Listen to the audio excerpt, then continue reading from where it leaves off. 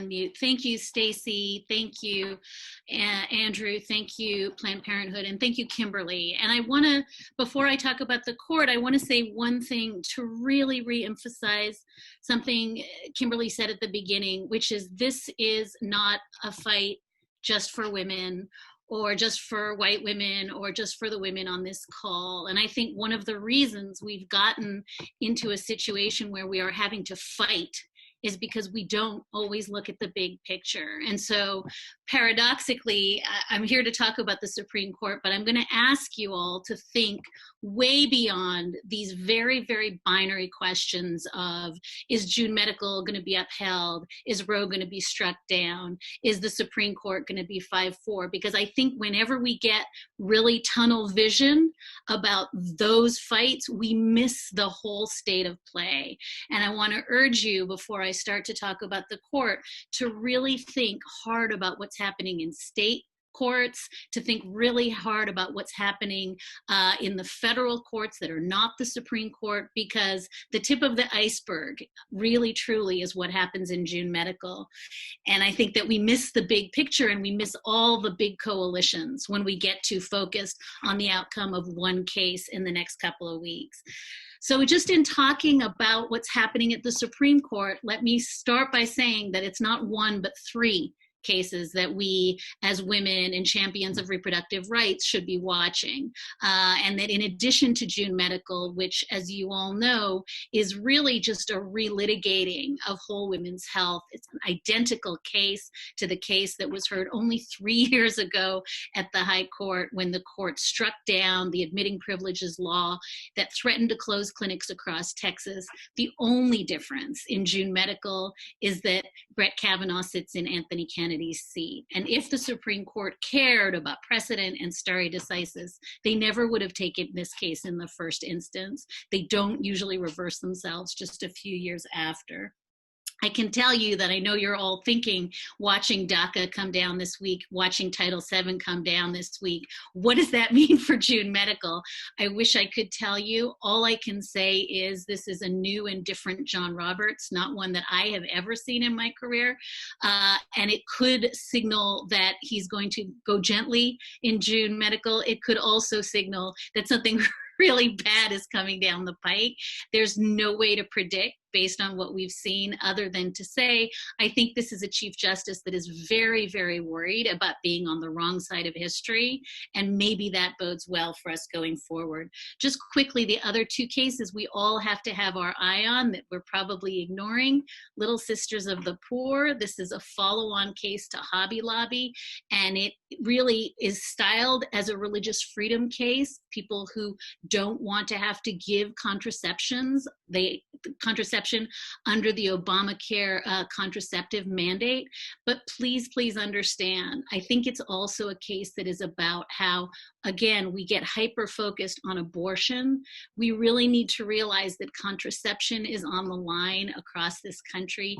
It isn't just about Roe, it's about ability to access often life-saving contraceptive care for women. And I want to pause to just let you know that we are seeing people confirmed to the federal courts and the federal appeals courts who have made a career not just in opposing abortion, not just contraception, but in vitro fertilization and things that in 100 years we couldn't have thought were on the table. Surrogacy is on the table now. And so again, to hyper focus on just abortion, not abortion, is to miss a big part of the picture. We will know after the Little Sisters case comes down in the coming weeks whether contraception is really, really something to which we all have a statutory entitlement. The last case that I want you to keep an eye on, even though it's been bumped to next fall, is the challenge to the Affordable Care Act. Because the court decided not to hear it this spring, they've pushed it off. It'll be heard in October and November. But this is a challenge to the entire ACA, and it will mean for many, many women who stand to be bumped off the Affordable Care Act, in the middle of a pandemic in an election year, it can also mean a loss of access to critical healthcare, a place where Planned Parenthood has tried really hard to fill in the gaps. And so I want to urge you again to keep your eye on the whole playing field, not just the threats to Roe and not just June Medical, because I think this court stands poised to take away really essential healthcare in cases that are kind of flying under the radar. The other thing that I want to flag for you is just that we have seen a massive change at the state level. And you've heard, and you will hear more here from Stacey, about what's happened around the country, including so-called heartbeat bans, including 12-week and 14-week and 18-week bans. We've seen this year, after a whole raft of new legislation was passed in places like Ohio and Georgia, the Texas state legislature holding hearings about whether there could be capital punishment for women who terminate their pregnancies. And so even though many of the most draconian and truly, I think, vicious laws have been barred in the courts for now, again, to take your eye off what is happening in states where we are increasingly seeing clinics closing and very, very harsh punitive treatment of both physicians and women is again to miss part of the picture. And I think when you're in California, it's just very easy to say we're safe, it's California, but we are looking down the barrel of red states that have made it all but impossible for women to get reproductive care. And I just want to end on this issue of the federal bench writ large, because the Supreme Court hears a tiny fraction of the cases that are brought to the courts on contraception and reproductive rights. Most of those cases are resolved at the Federal Circuit Courts of Appeals. And I am here to tell you that Donald Trump has seated 200 judges. That breaks every record that Obama had. He has seated more judges in 3 years to lifetime appointments on the federal courts than Obama did in 8 years. And if he is elected again, it will be more than just 3 circuits that are flipped. Right now, 1 in every 4 judges on the federal circuit courts is a Donald Trump appointee. And that is where these cases will be decided, not at the Supreme Court. So think as much as you can, and as much as it's kind of interesting to focus in on the drama around June Medical, and I don't want to understate how essential that is. I think it's really critical to pan back in these moments, to look at what happens in states, to look at states in which women have no access to care. The words Roe v. Wade are overturned may not be written in the coming weeks, but in the states where Roe v. Wade is all but over, it just doesn't matter as a formal question what the Supreme Court does. So I'm going to urge you to look at the federal courts, to look at the states, yes, to look at the Supreme Court, but all of the cases before the court.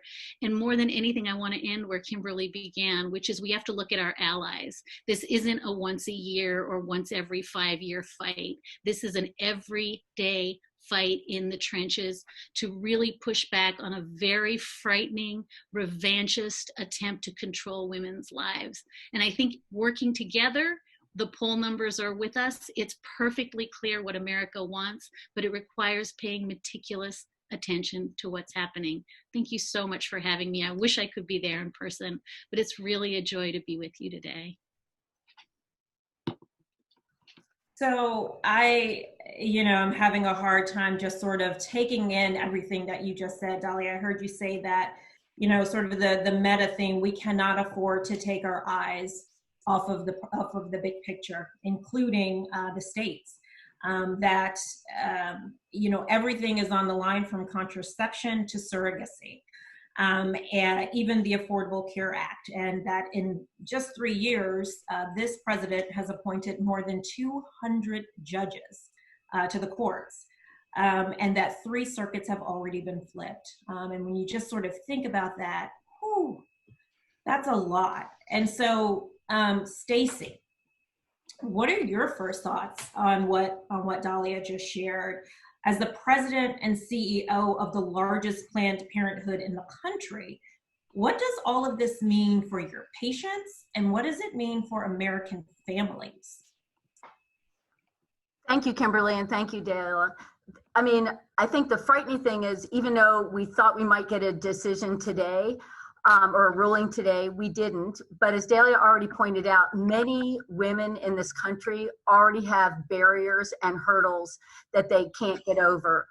We're going to put up a couple of slides just for you to see where we are today in America, just to show this. So if this slide shows that if the admitting privileges went into effect, how many states this would impact. And it seems like it's super simple, like a doc should just get admitting privileges.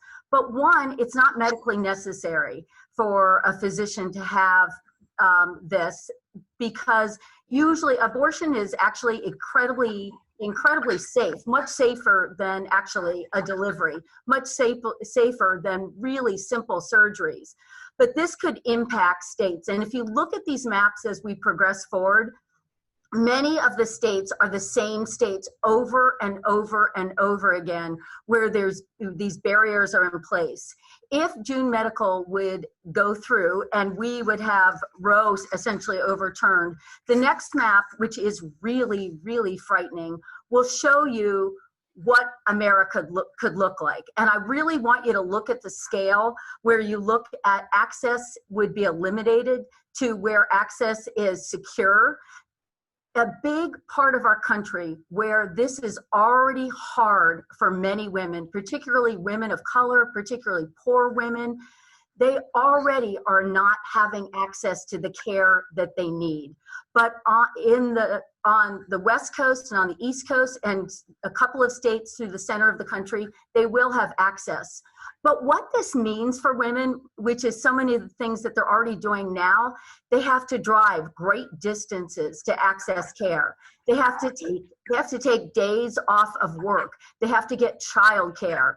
There's all these restrictions that are in place where women just have to do these hurdles. And this list is just a few of them. And when Dahlia mentioned all the bills that we have seen in the last just 2 years, it really should send a chill down your back what America is becoming, where we have restrictions with physicians that have hospital privileges, gestational limits. And what this means is that so many states are putting limits on how far out they're going to allow a woman to come in and to have a termination. Only 16 states allow for public funding. I'm not going to go through this whole list, but refusal is one that should really shock you. Right now, in 45 states, somebody can refuse to provide an abortion procedure for a woman, even to save her life. Waiting periods, counseling. Some of the state mandated counseling that we're seeing are things that are not based on science, that they have to read or where they have to go for counseling. And it's really, really frightening. But we, as Dahlia mentioned, we're pretty safe here in California.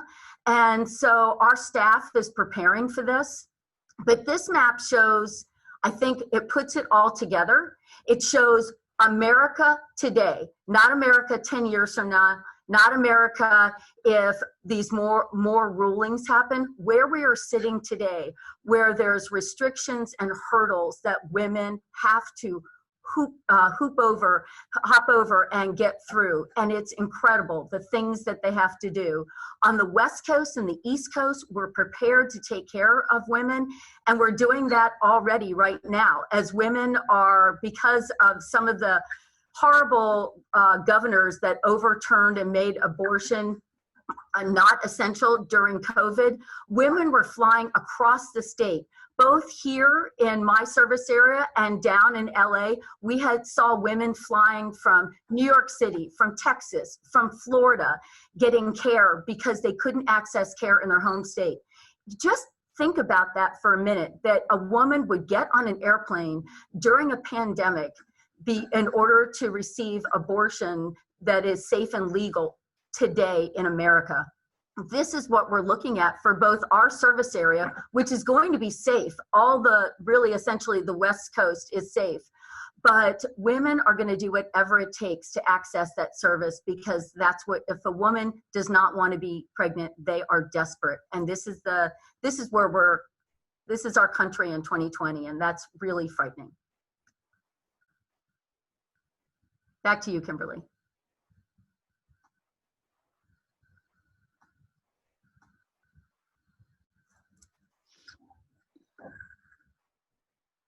Stacey, I think you hit the nail on the head in terms of this is America, and this is very frightening.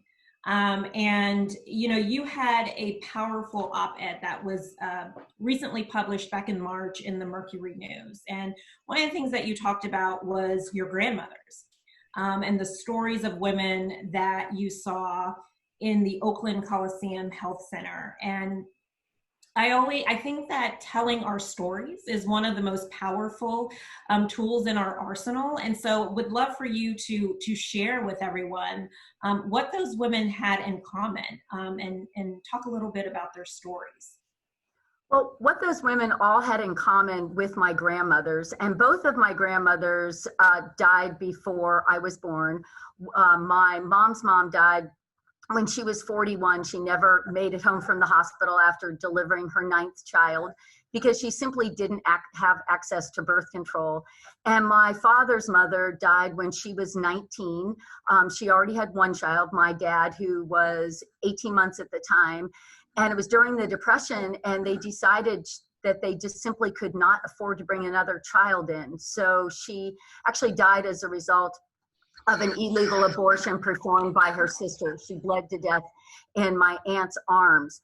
But although those are horrific stories that we never want to go back to, this is the kind of situation those women were facing, that had to fly in from Texas, and a patient that flew in, she was in a domestic violence situation. She realized she could not bring a child in the unhealthy relation she was in. So she flew here. She had limited resources, flew here, landed, had her suitcase, and then flew back.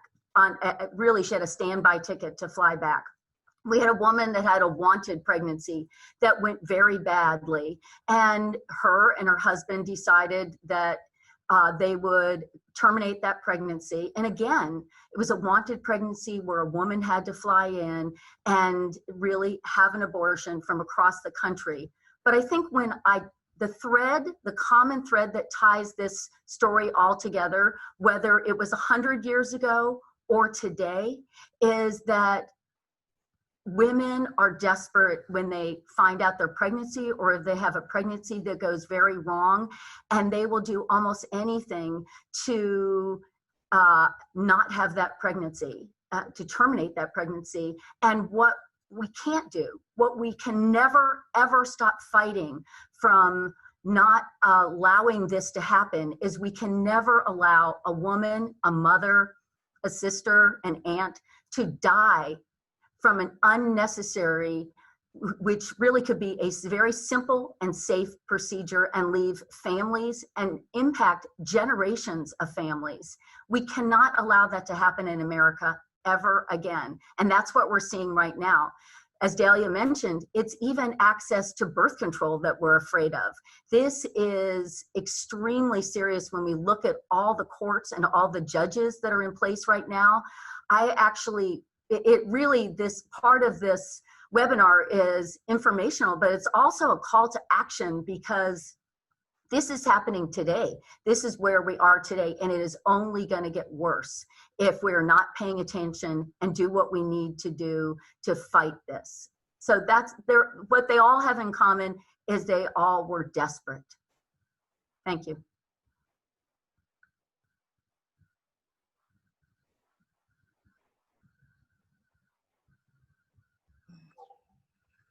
And so, Stacey, you said it before, the outcomes are not going to affect people the same way. And so similar to what we've seen with respect to the both infections and the death rates from the coronavirus of our country, how will people who already experience disparities in care, like Black women, other communities of color, be disproportionately impacted? I'll pose that to both you, Stacey, and Dahlia. Would love to hear your thoughts as well. I mean, it's already happening, because when you look at those maps that are in areas in the South and in the center of the country, where, that we're seeing a lot of people of color that are already impacted, are already low income women that are impacted. So it's just going to intensify that, because if you don't have money to get a ticket to fly across the country, that barrier is already there. If a procedure is not covered by state funding and it costs more money than you make in a month, that barrier is already there. So what's going to happen with these court decisions and these court rulings is they're going to intensify and make what's already hard may be impossible for women of color and poor women to have access to the simplest basic services, which should be included, because it's women's health is healthcare, and that's what's going to happen. Dahlia? I would just absolutely emphasize that so much of what Stacey said was about people jumping on airplanes, and there's just a very tiny fraction of Americans who can afford, before Roe, the very wealthiest Americans could jump on airplanes and get an abortion in Japan, but it's not available to virtually anyone else. And I might emphasize, we actually have a natural experiment in this, because before Whole Women's Health, when all those Texas clinics shut down and only a handful remained, we saw exactly what happened. Elena Kagan talked about it at oral argument as just a natural experiment in what happens in a state where, sure, a handful of people will be able to leave Texas and drive to a state, and maybe if there's a 72-hour waiting period, drive home and drive again and get a hotel room. But for the vast majority of women in Texas who were women of color, who were poor, who were disabled, they were ordering lethal abortifacients from Mexico and killing themselves, dying, using products like bleach to try to terminate their pregnancy. So this is not a theoretical problem. As Stacey says, this is really, we've seen in our lifetimes what happens in a state when you close all the clinics. I just want to add one other thing on this issue of storytelling, Kimberly. It's so important. One of the reasons that Anthony Kennedy, I believe, changed his mind in Whole Women's Health was because suddenly there were 3 women on the court, and they did not allow him to do what he had done in prior years, where he would sort of majestically and magisterially say that he knew what was best for women. Having 3 women on the Supreme Court made a huge difference.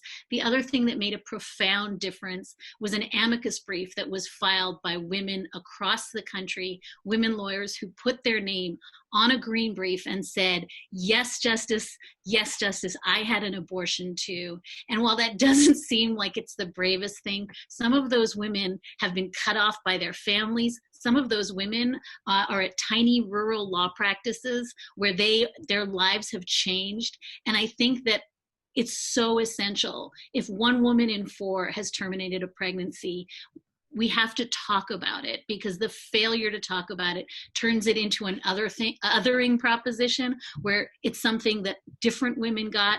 And I truly believe that women making themselves visible to the US Supreme Court is the reason Anthony Kennedy changed his vote in Whole Women's Health. Absolutely. When you look at just everybody on the screen, when you think that 25% of women by the age of 45 have had an abortion, how many women on the screen and pages of screens have had an abortion? And we have to normalize it, because an abortion is women's health care.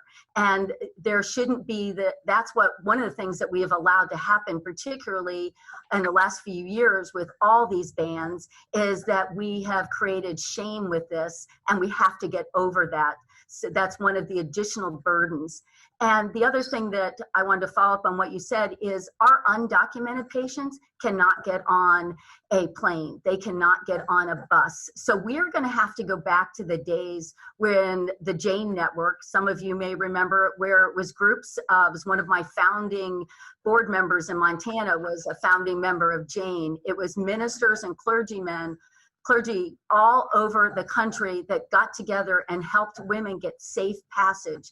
And we're going to have to go back to these days where we get people from one point to the next that can't afford or can't access getting on public transportation or a plane in any way.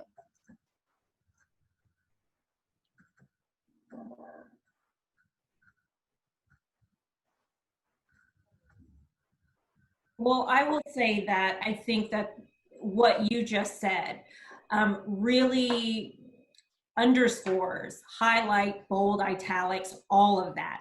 The need for building allies and building collaborations and working in partnership, because if there's one thing that we have seen in the last couple of weeks, it is the impact of when people come together and protest for injustices in this country. I think the same kinds of things need to happen with respect to women's health.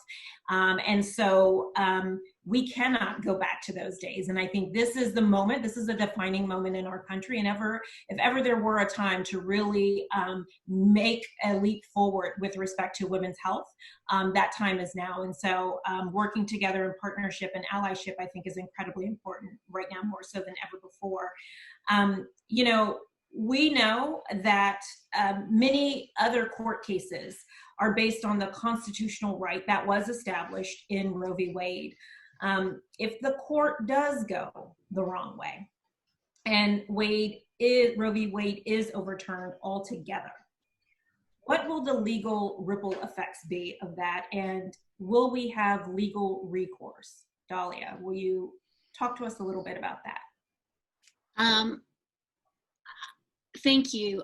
I think that some version of the map that Stacy put up in the beginning is probably what will happen. It will revert to the states, and we will have red states and blue states. And it's worth pointing out that in a world of medication abortions, in a world in which places like California and New York and Virginia are making it easier and easier through telemedicine, through 1,000 things, to get away from this notion of surgical abortion, deeply intrusive, 3 days of waiting. So I think you're going to see a huge disparity, Kimberly, between states where it gets easier and cheaper and there are no issues, and then the states where it is absolutely impossible and you're surrounded by neighboring states where it is also impossible.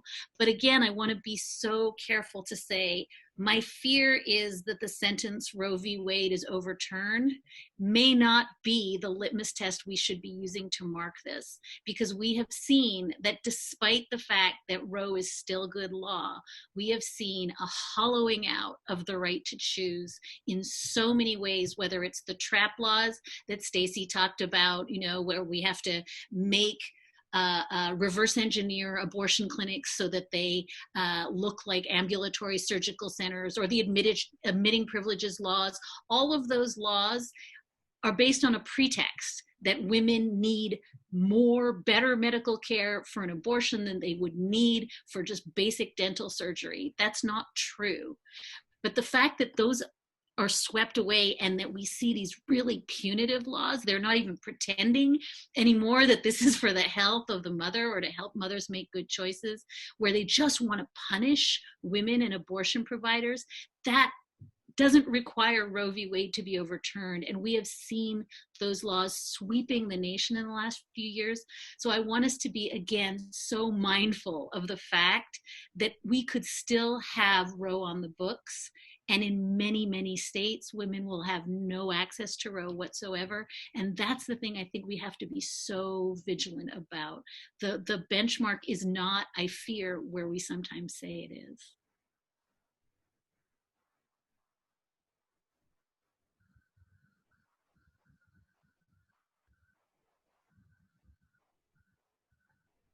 Well, on that very point, Dahlia, we are going to take some questions from the audience, and I want to continue to riff on that point in particular. There's been actually quite a few questions that ask sort of the same question. I'm going to combine a couple.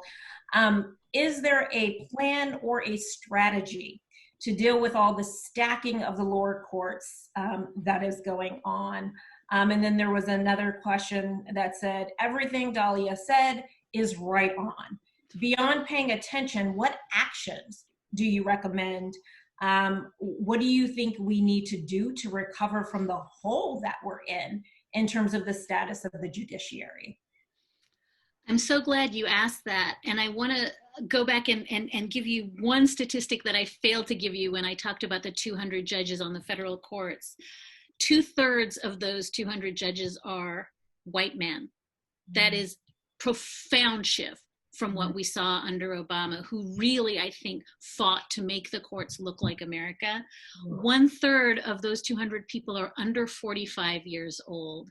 And today, the DC Circuit has just gotten a judge who is 38 years old, who's never tried a case to finish in his life, who sat on the federal bench in Kentucky for a few months before he was elevated. This is the court that Brett Kavanaugh came from. It is the court that becomes the feeder to the U.S. Supreme Court. So I want to be very, very clear, Kimberly, in response to that question, that what we have seen in terms of packing and distortion of the federal bench is unlike anything we have seen before. These are not George W. Bush's judges. These are not Ronald Reagan's judges. Many of these judges come up singularly through the anti-choice movement and through the anti-LGBTQ movement. That's where they made their bones. That's why they were chosen. So I think we have to be really clear that these judges are laser focused on the outcomes we're talking about today. And that said, I think that we have to be really, really honest about the fact that unless we talk seriously about massive court reform in the next administration, those judges are going to be on the bench for a long time. Justice Justin Walker, who was elevated to the DC Circuit, is going to be on the bench when my children have children. And that means that unless we talk about adding huge numbers of seats to the federal district courts and the federal circuit courts and having a very serious conversation about either term limiting our federal judges or expanding the reach of what lower courts can hear or contracting the issues that the Supreme Court can hear. We have to have a systemic court reform conversation. And I say that in the knowledge that court packing is the thing that almost ended FDR's presidency, one of the most popular presidents in American history. Americans have very magical thinking around their courts, Kimberly. They don't want to see the court structurally changed. But if we do not make structural change, I assure you that we can win the White House, we can win the Senate, and we can lose the right to choose. Yeah, that's critically important. Stacey, do you have any comments around just sort of how do we dig ourselves out of this hole? Well, I think Dahlia already mentioned it. We have to have court reform, and we also have to take action. So we have less than 20 weeks for a very important election of our lifetime, and we have to take action to have an impact on that. That is what one of the things that I hope happens with everybody that is activated right now, knowing that unless those kind of changes happen, we are not going to have significant change in our country. Now is the time to speak out, take action, and step up, because I'm going to be stuck with these courts for the rest of my life, but I don't want my children living with these courts. Yeah. Well, on that very point about children and the next generations, again, I think what we are seeing happening with respect to the movement for Black Lives is not only incredible, but so much of it is being led by young people. And so bringing young people into this issue, I think is really important. And one of the questions really sort of speaks to that. It says that, of course, they are encouraged by the LGBTQ and DACA decisions. You said the poll numbers are clear, but do you have any numerical data on the opinions of younger voters? Perhaps 40 and under, as compared with opinions of, say, boomers and older voters on all decisions of women's health beyond the abortion issue. Where do young people stand on this? Well, I don't have specific polling for this right now, but I can say that the biggest thing is that they are very activated. And one of the things that a lot of young people don't understand is I cannot actually believe how many people didn't even know there was a case before the Supreme Court. When I have 5 young adults and they're like, really? Well, one of them does because he's in a job that he has to, but the rest of them didn't, and their friends didn't. And so we have to get these folks to really understand what's at risk, because everything that's at risk for them has been a part of their life, their whole life. They've had access, they've had this freedom, they've had this choice, a lot of them. And I want this, I am very hopeful right now with what we're seeing. I am so hopeful because we can turn this protests into action, and we can make differences happen, not only with reforms in the courts, but all the other issues that Black Lives Matter is standing for and shouting about, and letting us know that it's important that we make these changes happen. And I believe that this action is going to happen, and I believe that they are really ready to do some things that are necessary to make systematic, real change in our country. But we have to keep moving forward, and it is something allies, everyone has to unite together. And I think that's one of the things that we're seeing with COVID, is that people are uniting together, saying this can happen in our world, and we have to stick together as families, as neighborhoods, as communities, which I think we lost a little bit of touch with that. And I think this has brought us more together as humans, and we're understanding the impact of all the things that could happen. So I'm extremely hopeful about the next generation coming up and really, hopefully, cleaning up some of the things that my generations has left for them to clean up. I'm very, very hopeful.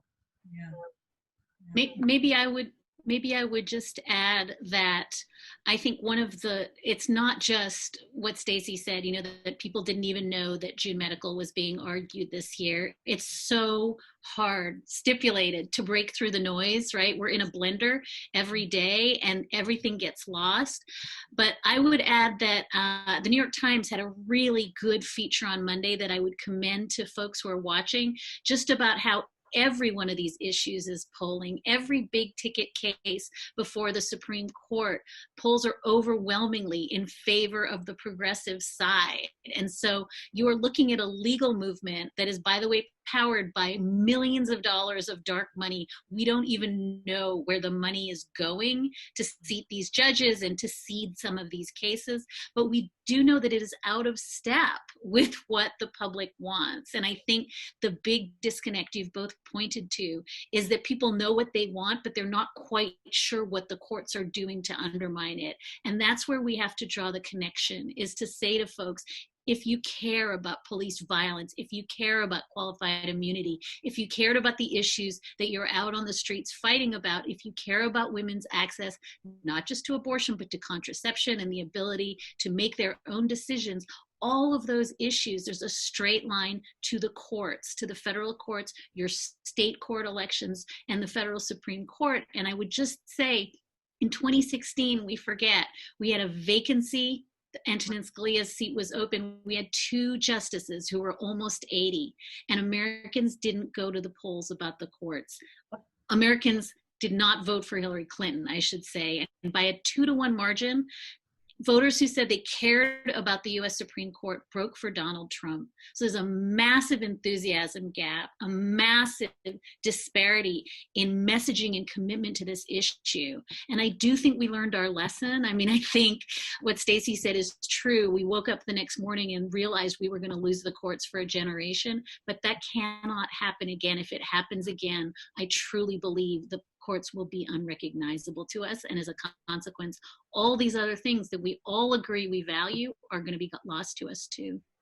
Yeah, the things that we're seeing right now that the court is even hearing are things that, to be nice to each other, to be kind, to not discriminate, to not take services away. These are the things young people care about. I'm so glad you brought up the 2016 election, because I remember marching at the Women's March and talking to people and say, yay, I'm so glad we're out here. And I would say to them, but did you vote? And if they didn't vote, That is the problem. So, and I am worried. People have very short memories. We can't take anything for granted right now. It seems like it is something that will absolutely, we're going to step up and change, but we have 20 weeks and so many things, as Dahlia mentioned, like every day it's something new. And so we're really going to have to get people to remember all the way through November that they have to get out, because really this is the one thing that they can do to have an impact on our country, that they can do. Every American over 18 can do that. Yeah. Well, and I think just to that point as well, in terms of people not being able to necessarily connect the dots, another opportunity that's in this moment is for us to reinstill in people a commitment to civic engagement, right? To civic participation. And so that means that all of us, including organizations like Planned Parenthood, have an opportunity to do civic education and civic empowerment, so that we understand this isn't just about every 4 years when we go to vote for, the president. This is an ongoing commitment that as citizens and even, our undocumented community, as a part of being engaged and participating in this society, it means we're going to be civically engaged and aware. And so I think there's a great opportunity in this moment for Planned Parenthood to play a role in sort of getting people to recommit to that ethos. Absolutely. And, just to the point of Dahlia sharing about what the courts were writing about being nice to one another and caring for one another, there was a comment that was posted in with the questions that said they thought it was ironic that in these days of COVID, there's so much talk of freedom, i.e. freedom not to wear a mask when that decision may cause others to get sick or die, but that most of these individuals are likely some of the same ones who say that women or women and their partners together do not have the freedom to make decisions about their own health and bodies. So, just sort of underscoring the disconnect between what a lot of folks are saying with respect to freedom on one issue, but not necessarily on another. We have another question here that I wanted to share. It says, I recognize that Planned Parenthood is a critical provider, not only of abortion and contraceptive services, they are also a provider of other essential health services. What is Planned Parenthood Monte and Planned Parenthood on a larger scale doing to ensure the health and well-being specifically of Black, trans, and other trans women of color? So Planned Parenthood Monte does provide gender affirming care, and it is getting more and more affiliates all across the country provide gender affirming care.